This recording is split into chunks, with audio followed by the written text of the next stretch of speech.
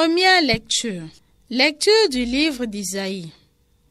Debout, Jérusalem, resplendis. Elle est venue ta lumière, et la gloire du Seigneur s'est levée sur toi. Voici que les ténèbres couvrent la terre, et la nuée obscure couvre les peuples. Mais sur toi se lève le Seigneur, sur toi sa gloire apparaît. Les nations marcheront vers ta lumière, et les rois vers la clarté de ton aurore. Lève les yeux alentour et regarde. Tous, ils se rassemblent, ils viennent vers toi. Tes fils reviennent de loin, et tes filles sont portées sur la hanche. Alors tu verras, tu seras radieuse, ton cœur frémira et se dilatera.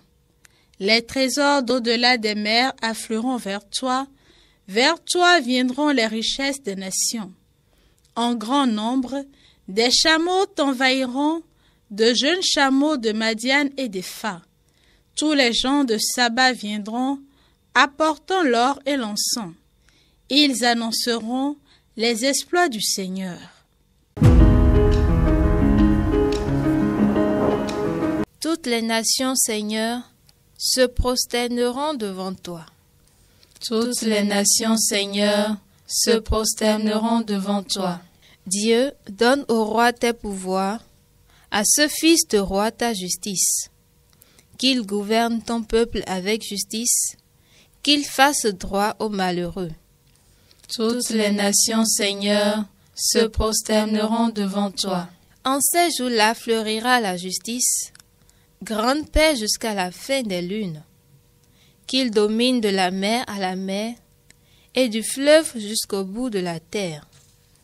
Toutes les nations, Seigneur, se prosterneront devant toi.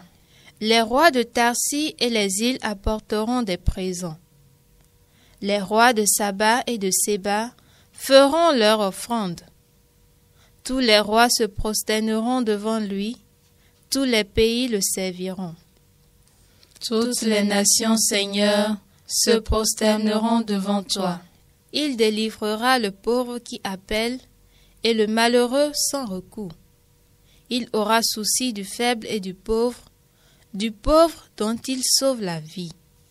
Toutes les nations, Seigneur, se prosterneront devant toi.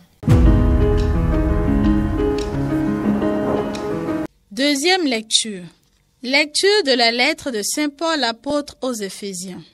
Frères, vous avez appris, je pense, en quoi consiste la grâce que Dieu m'a donnée pour vous. Par révélation, il m'a fait connaître le mystère.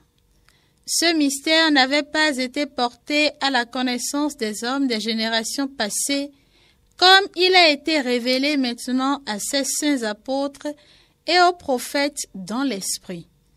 Ce mystère, c'est que toutes les nations sont associées au même héritage, au même corps, au partage de la même promesse dans le Christ Jésus par l'annonce de l'Évangile. Évangile de Jésus-Christ selon saint Matthieu. Jésus était né à Bethléem en Judée au temps du roi Hérode le Grand. Or, voici que des mages venus d'Orient arrivèrent à Jérusalem et demandèrent: Où est le roi des Juifs qui vient de naître? Nous avons vu son étoile à l'Orient et nous sommes venus nous prosterner devant lui. En apprenant cela, le roi Hérode fut bouleversé et tout Jérusalem avec lui. Il réunit tous les grands prêtres et les scribes du peuple pour leur demander où devait naître le Christ. Ils lui répondirent: à Bethléem en Judée, car voici ce qui est écrit par le prophète.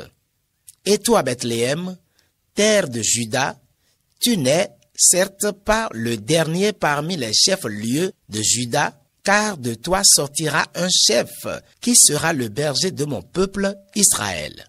Alors, Hérode convoqua les mages en secret pour leur faire préciser à quelle date l'étoile était apparue.